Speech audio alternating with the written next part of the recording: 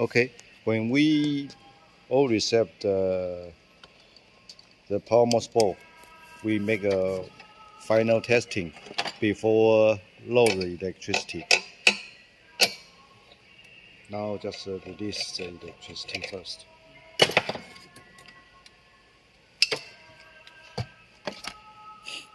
For the meter, we turn to resistance button, okay?